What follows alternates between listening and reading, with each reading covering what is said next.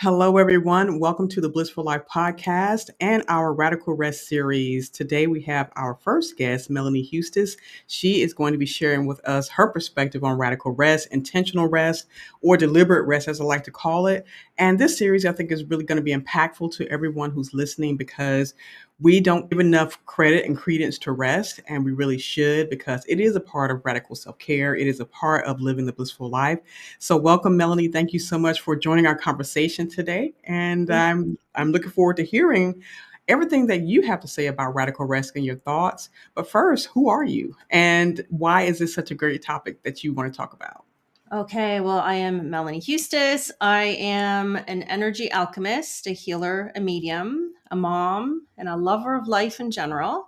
And I went through a lot of stress, trauma in my younger years and was diagnosed with panic disorder at one point, had a nervous breakdown, and finding ways to rest, to heal, to give myself the space to just be myself became an essential part of getting better. And I think it's an essential part for everyone's life.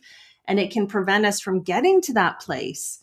Absolutely. I think I find that a lot of people are almost forced into rest Yes. because of some kind of health condition, burnout, of course, because that's what I talk about a lot here. And it's like the world life forces you to just lay down if you don't sit down somewhere. So I think, Exactly. yeah. So when you had your panic attack disorder diagnosis, what was like some of the first things that ran through your mind when you were able to look back and see like the causes of it? Well, it's interesting because I've never actually thought of it in exactly that way before. But I think what it was a resistance to stop, a Mm, resistance to let go of control, a resistance to fail. So mm, I was in my 20s and I was in the financial industry, very much male dominated, go, go, go, success focused. And that has never really resonated with me as a person. I'm more about mhm. connection and care and that sort of thing. But I wanted to prove that I could do it. I wanted to prove that a woman could be as good as a man. And I didn't want to be weak. Yeah. Right. And as I say this, I know all of that's total bullshit now. But at the time, it was so important to me to feel a value and of worth to Mhm. succeed. And you weren't going to get there if you kept taking breaks. Sure, sure. And Yeah. I think that kind of pressure to perform and to be at the same level as the so-called big boys and the boys club, as it were, that has to be tremendous pressure. I was in and am still in tech. There's all the tech bros. They're the people who are they're doing making all the magic in the world, as it were.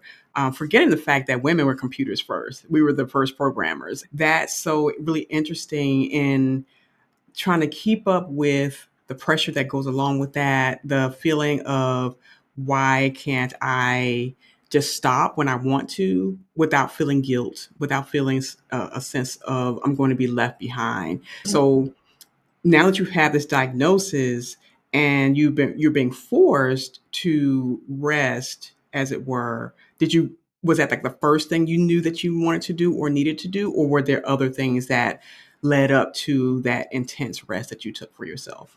No, I think it was pretty much me just pushing through, go, go, go, go until I hit that wall. And like you said, I didn't have a choice. It wasn't a choice for me to take time off. It Hmm. was, I physically could not function. Got it, got it. So what does that look like for you when you were forced to into that rest period? Oh my goodness. Well, it's been decades of coming back from that, if I'm being honest. Initially, I moved back with my parents. I Mhm, was living with my husband, then fiance, and had them, cook for me and take care of mhm, me because I couldn't even focus on basic functioning. And then it was going back to work in a different position. It was learning to put my focus on self care and mhm, less on so called success. It was rearranging my priorities, taking breaks, taking that rest, right? Those mhm, potent mhm. moments of rest. because no one's body can function in an activated state without hitting that breaking point. And it Sure. was a lot of unlearning, really, of what I'd been Yeah. told success looked like, of what was told a woman was meant to be. And so it sounds like that having it all kind of mindset was pervasive because having the career and being in relationship and having doing the homemaking, basically all the things, because the world says that you can, because you're strong and because if you don't have any value or worth. Yes. um, so even with that mindset and the health challenge you ended up having, did you have any feelings when you were laying there and having to recover Yeah. of any regrets? Did you have any regrets? Did you have any, what were some of the thoughts that were running through your No. mind? I honestly don't think that I had Mm, any regrets at all because I still wasn't in the mindset that actually understood that wasn't healthy. It was more of, okay, this has happened. I have to take a break. But how do I get myself back? How do I start to function again? How can I start mhm. to climb that ladder again, even? Gotcha. Right. Gotcha. So the physical component was absolutely the first thing. But mentally, emotionally, spiritually, I was not even searching in the right places yet at that point. Okay. So Yeah. when did that start to happen? What was a turnaround for you? So probably the big turnaround would have been about 10, 15 years ago when I started learning about spirituality, when Mhm. I started learning about energy, when I started seeing that my purpose could lie in somewhere other than my successes, my accomplishments, and what I could physically put out in the world. Okay, I see. So that's, and I think that's the truth for a lot of different people. It's true for me as well, Yeah. because you find to see the connection in all of your performance versus the truth that connecting with yourself is the most important thing, connecting with spirit is the most important thing. And so connecting the dots between your spirituality and rest and you becoming pretty much an evangelist for this this work was like the, I guess, the path for decision to get there or to get to where you are now. So it wasn't a logical decision or a plan that I Mm, created. It was more of a surrendering. So if I were to make a plan and step one, two, three, and so on, that would be mhm. leaning back into control. Sure. And then I would be gauging my success. Did I reach this number at the right time? Did I get far enough along in my healing? So it was really approaching it in a totally different way of surrendering to being in the moment and Mhm, what do I need? What do I desire? And what can I give? And you have to rest. You have to slow down. You have to put down your mhm. phone and be present in order to even gauge what that is for yourself. Sure. Wow. Yeah, I totally agree. And what would you say though, because we're so connected to our phones more than we're connected to Mhm. people, we think we have like a pseudo connection with people online, but share what the reality of that is. What is it that really connects us?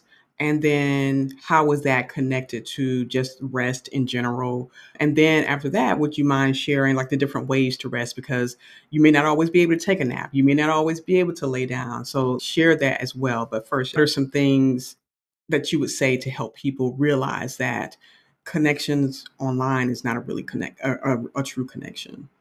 So I disagree with that. I think online connection can be a true connection. I Hmm. am a big fan of social media and technology.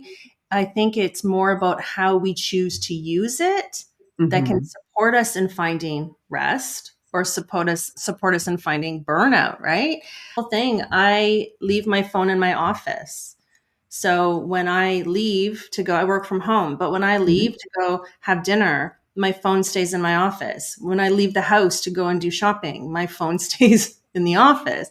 Okay. So it's about managing the amount of time so that you Mhm. can have that true connection. But I've also found some of the most amazing connections and friendships from the internet, Mhm. literally across the globe that I've never met before. And I think what is important with that is being authentic, being really Mhm. honest, being willing to be vulnerable, and to approach any relationship from a place of wanting to learn, Mhm. curiosity, wanting that connection, rather than putting out any type of image to the world. Again, that success, like, look at me, I have a six-figure business, I like drive a fancy car, whatever it is. Stepping outside of that expectation that a lot of people, I think, fall into online. Got it. Okay. Well, Does that thanks make for sense? sharing. Yeah, yeah, it does. It does. That's a great perspective and a reality check as well to know that you can make great connections online, being able to manage the time that you spend, manage your devices, and take a break Yeah, and a rest from those as well. So, like, exactly. share some strategies, tips for getting rest, even if you aren't able to, or your schedule, or even your status at this point, because you may be a busy parent. It doesn't allow for the, I guess I would say, a lavish type of rest, like The being nap. laying on it. Yeah. Yeah, and as I mentioned to you previously, I can't nap. I can count on one hand the amount of times I've napped in my entire life. So it Mm, hasn't been an option for me, which I still need the rest. So it's forced me to find different ways to do that. And there are five different things that I have found really powerful to incorporate rest into the day. And the first one is to regulate your nervous system, mhm, right? Because in our society, this go, go, go, trying to multitask, do all the things, we tend to get activated. And when you get used to being in that activated state, you just go and you don't even realize it. So even if you lie down, even if you fall asleep, if your nervous system's still running on high, you're not mhm, actually getting the rest that you need. So it starts with the first thing in the morning. I don't use an alarm clock.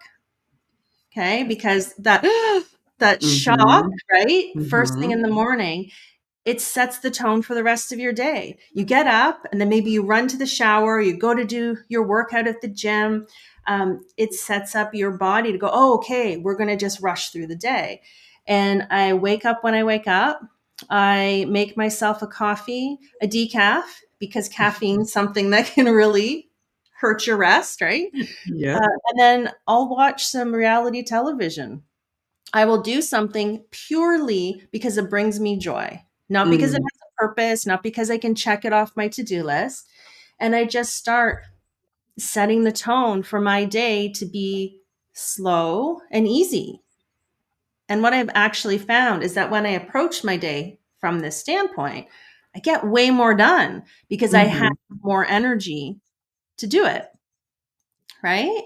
So right, anything you can do to settle your nervous system, I think is fantastic. The second thing I think is important is getting into theta state.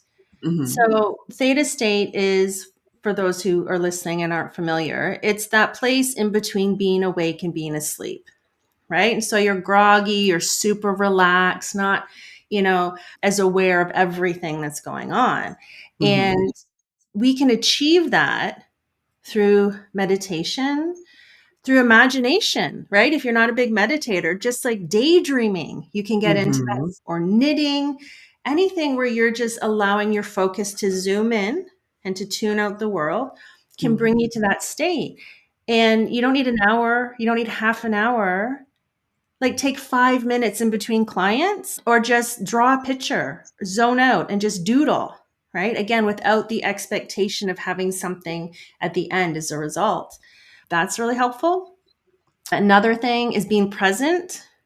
mhm, So I find a lot of people, at least the people that tend to work with me, they multitask. They are trying to do all the things all at once, mhm. and that overwhelms our system. I mean, it's exhausting if you're It trying to is. juggle three things at once. But if you can just focus on one thing at a time, experience, and you're going to be conserving energy. So again, you move through the same number of tasks, you're going to have optimal results because you're paying full attention, right? And you Right. don't get stressed. And we often don't think that that's an option for us, especially as women or for moms. Mhm. You feel like you have to have everything on the go. I want to interject or Yeah. ask you a question about your old self in your 20s. What would Yeah. you tell her in terms of how to find moments of rest and relaxation, even in a high pressure type of position? The first thing I would tell her, and I love this question, by the way. Mm. Thank you for asking. I would tell her that she's worth what she needs, Mm. that her needs are valuable, that they're valid, and that it's okay not only to ask for what she needs, but to just take what she needs, Mhm. right? To make that a priority. And what I would recommend for finding rest throughout the day is to find time. And again, it can be the tiniest little pockets, 5 minutes here, 30 seconds there, if that's all you've got, Mhm. to experience joy in her day. Mhm. Right. And like back then, I used to play guitar and I stopped because I was busy and I didn't have enough Mhm. time. And I Mhm. would say, just pick up your guitar for 5 minutes and just fool around with it. Yeah. Right. Because that mentally takes us outside of that stressful environment. And when we are focusing on, again, a focused task, which can bring us into theta, but also something that brings us joy and pleasure and is only for us, Mhm. that helps to reset the nervous system. That helps our body to release tension so that it Right. can find rest. Mhm. So, I'm sure she would have loved you. I'm You know? sure she would have too.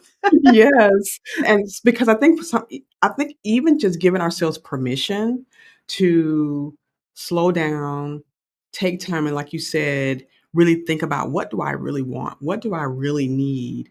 And seeing that is enough and I am worthy of just these moments where I'm not on, where I'm not rushing around, where I'm not trying to multitask or prove something to other people because I think even just that word proving because we're looking for some type of validation and we're in the people pleasing mode because if we don't do enough or do it fast enough then we're going to be seen as less than or less valuable and even all the work that we do still will feel pale to that other person's approval, which is totally insane, but that's how we've been programmed, that's how we've been trained to react and respond to life. So just giving yourself permission to Yes. just say, "No, I'm just gonna take some time for myself. I'm gonna take a breather after this meeting because I can't meeting anymore." So, Yes.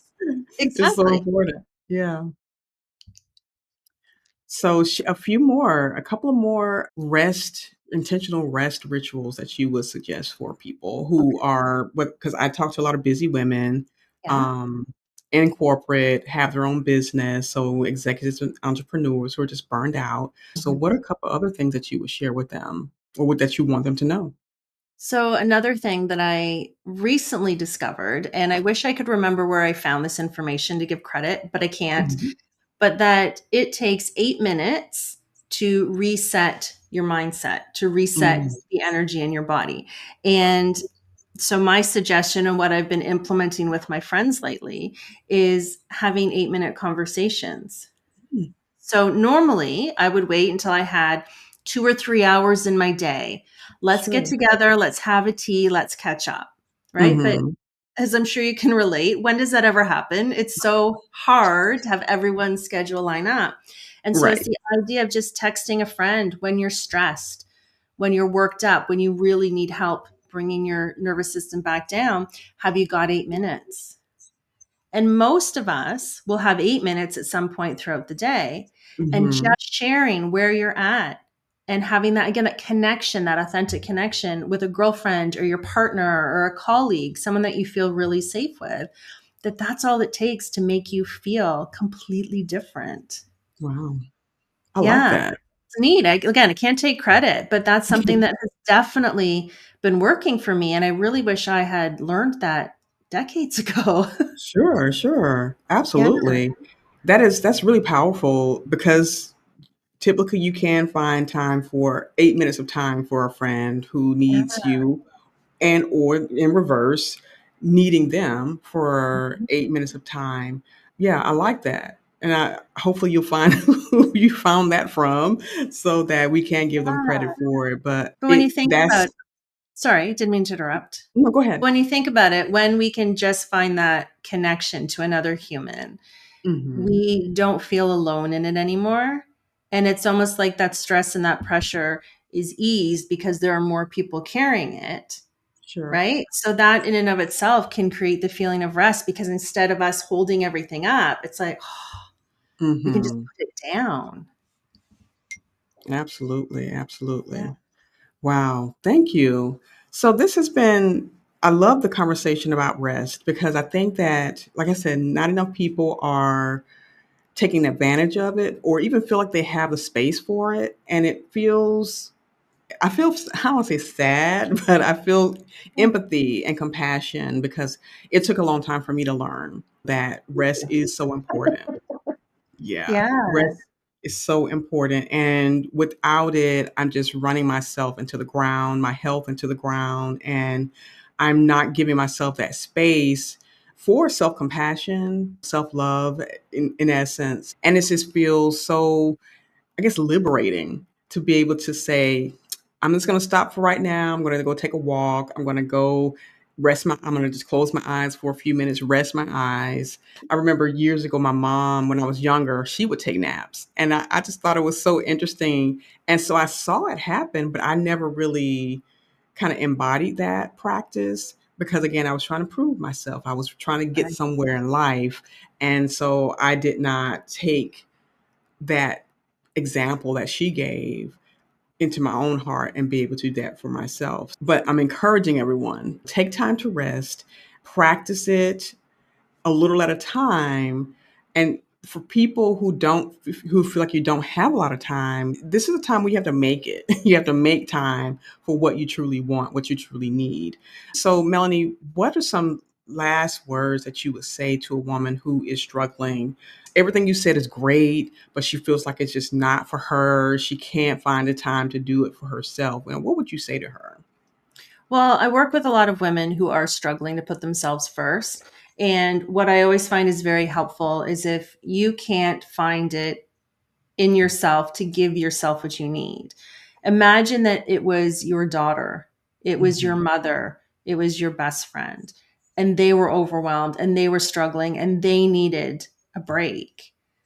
You wouldn't say, "Oh, push through, keep going. You don't deserve this." You would Mhm. say, "Honey, take a rest. What can I do to help? Let me lighten the load."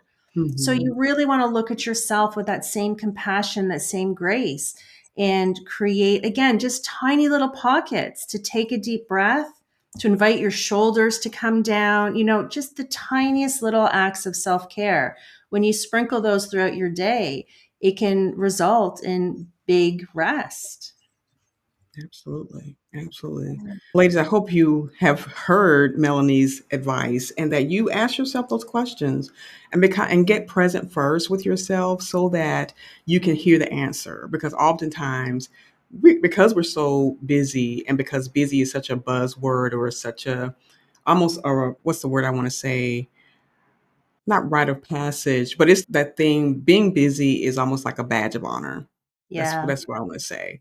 And honestly, it has a high price. So, if you can take time to rest, stop, pause for a bit, and give yourself what you need first, then you'll be able to be available for those people who truly need you and those people who can respect your need for rest at the same time. Um, so, Melanie, where can we find you online? Share a little bit about your program, and then we will make sure that everything is in the description below so they can contact you. Okay. I'm easy to find, melaniehuestis.com, or on pretty much any of the social platforms at Melanie Huestis because it's a rare name. It's easy to find. And I primarily work with women in exactly the situation we're talking about, where they have worked so hard, they have put themselves last, they have achieved great success in their life externally. It looks like they've got it all, but they're exhausted, they're overwhelmed, or they just feel like something's missing. And it's about learning to, like you said earlier, to pause enough to listen, to figure out what they truly want in life, and then to create a plan that they can implement and call that in small steps. Thank you, Melanie, again for being with us on the Blissful Life for this Radical Rest series. Your tips and strategies are very valuable, and we will be sharing them out through a newsletter as well as our blog so that other people can take advantage of it. And thank you again for being on our show today. And thank you all for listening. This has been The Blissful Life. I'm your host, Samantha Gregory. Please be sure to like, subscribe, leave a review, and come back for the next conversation about radical rest as we enter our new year. Take care, and we'll talk to you again soon.